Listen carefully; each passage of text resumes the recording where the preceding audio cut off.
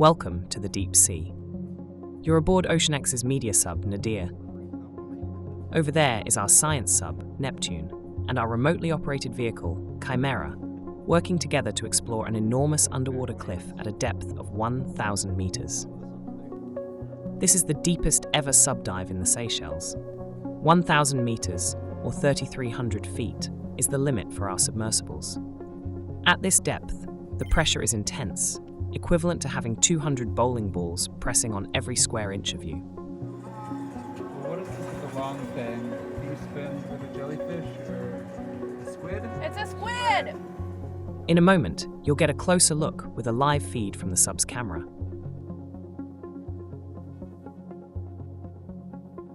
This is a whiplash squid. They have distinctly large fins and long tentacles, which they're thought to use like dangling strips of flypaper to catch prey. But the whiplash squid isn't the only thing out there. The team has just encountered an unusually high number of deep-sea octopuses. See it? It's 1, 2, 3, 4. They're all different sizes and colors, but they share characteristics of cirrate octopuses, one of the two main types of octopuses. Cirrate octopuses include the famous Dumbo octopus. There's a little guy right there. That one's like half see-through. One thing this suborder of octopuses is known for is the set of ear-like fins on their heads, which inspired the Dumbo octopus's name. Little is known about these animals, in part because they're rarely seen. So any imagery we can capture of them is extremely valuable.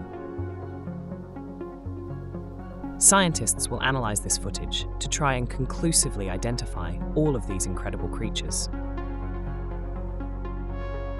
It's strange to see so many deep-sea octopuses at once, so a huge question is, why are they here?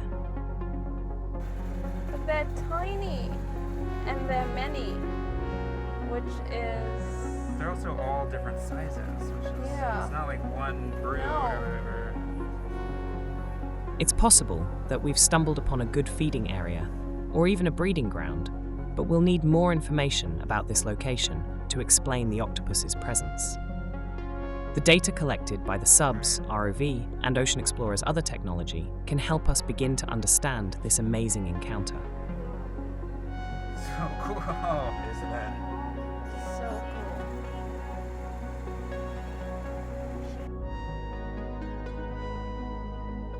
Moments like this are a reminder of why we do what we do at OceanX.